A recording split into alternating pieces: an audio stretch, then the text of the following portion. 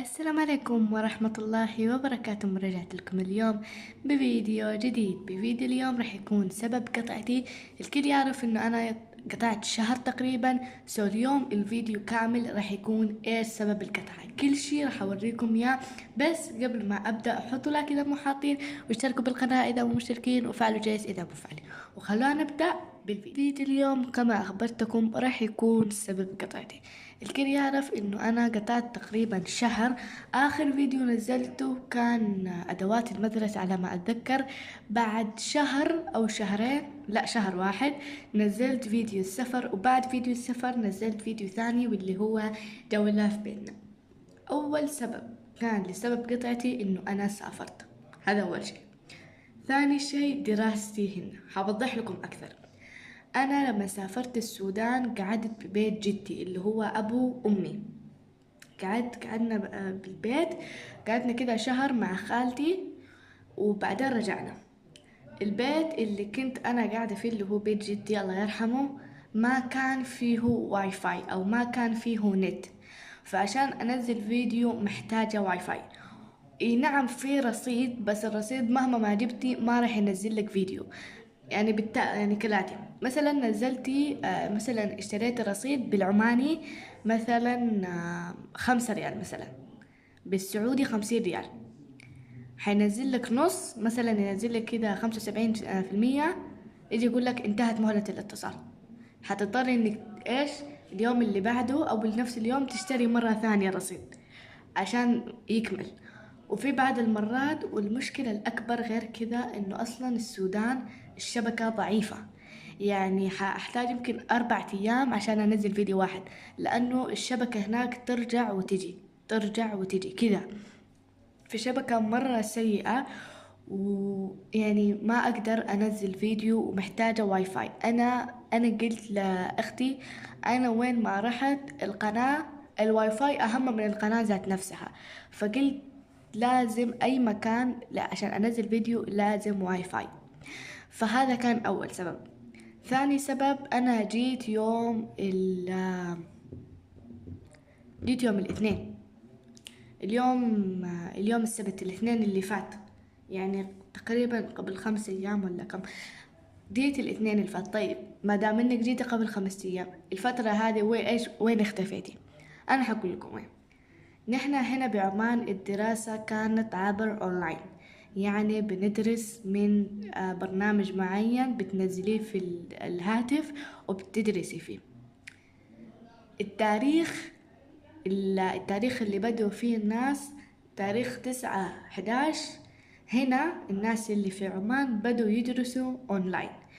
اللي ينزلوا المدارس الممتحنين اللي هم ثالثة ثانوي اللي هم صف 12 بس اللي نزلوا، أما بقية الصفوف بيدرسوا أونلاين. فأنا لما كنت هناك أخوي كان هنا، لأنه أخوي ممتحن للثانوي راح يدخل الجامعة إن شاء الله، كان هنا ما سافر معانا. فقال لي يا أمل الدراسة هنا بدت، والبنات اللي بصفك طبعا نحن بندرس عبر برنامج اسمه كلاس روم، هحطلكم صورته هنا. قال لي البنات اللي معاك بدوا يدرسوا، لأنه البرنامج فيه أسامي كل البنات اللي سجلوا دخول: فاطمة، نوف، كل البنات. قال لي البنات اللي كانوا معاكي دخلوا البرنامج، والحين الناس بتدرس. طبعا أنا خفت خوف مو طبيعي، لأنه أنا جيت تاريخ 16 وهم بدوا تاريخ 9، يعني شوفوا قديش فاتني. قلت بعدين أخوي قال لي مو مشكلة ادرسي هناك. طبعا الشبكة ضعيفة كيف راح أدرس؟ المهم حاولت مع اختي نشوف الشبكة نسوي، ما في اي فايدة.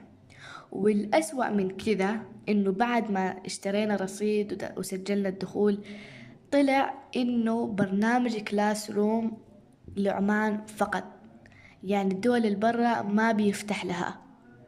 فأنا بعد ما دفعت وكذا، بعد ما اشتريت رصيد، جيت عشان أسجل، قال لي هذا البرنامج ليس متاح في بلدك، البرنامج هذا متاح للعمانيين فقط. أنا ما أدري إذا متاح لبقية الدول، بس للسودان ما كان متاح، يعني ما بتقدر تدخلي وإنت في السودان. قمت قلت لأخوي أنا فتحت البرنامج وقال لي هذا البرنامج غير متاح. قال لي خلاص انا بدخلك من هنا. دخلني من عمان، سجل اسمي، قال لهم اختي بالسودان ورح ترجع يعني بعد فترة كده. قالوا له خلاص تمام. طبعا الفترة اللي أنا كنت قاعدة فيها هذه طبعا الناس درست وكتبوا الواجبات ودخلوا الدروس، وأنا بهناك ما عارفة إيش أسوي. وبعد ما جيت كمية الواجبات اللي لقيتها يعني لا حول ولا قوة بمعنى الكلمة. واجبات كثيرة، يعني الناس كانت بتدرس كل يوم واجب. لقيت واجبات كثير. يلا هذه الفترة كنت عم أنظم، قلت الواجبات كثيرة لازم أقسم كل يوم أحل 5 واجبات، لأنه الواجبات مرة كثيرة. فقلت أنا لازم أقسم هذه الفترة، وبعدين أجي أقسم مثلا العلوم، أقرأ أكتب الواجبات، بعدين أروح للدراسات، بعدين أروح للعربي، لأنه الواجبات كانت مرة كثيرة. غير الواجبات هم كانوا بيدرسوا، فكان فايتاني دروس كثيرة، بالذات العلوم كانت فايتاني كمية دروس واجبات ما راح تتخيلوها.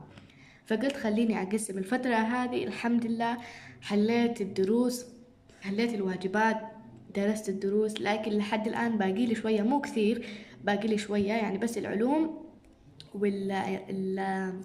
العلوم بس والرياضيات اللي شوية أنا شوية متأخرة فيهم. لكن بقية المواد الحمد لله أنا الحين معاهم، يعني ما في شي فاتني. حليت الواجبات شوية هديت. تخيلوا أنا بكيت بدموعي لما عرفت لما شفت الواجبات اللي علي، بكيت. أمي قالت لي البكاء ما راح يسوي شي، قولي بسم الله، ادرسي مادة حلي الواجبات مالتها، قولي بسم الله.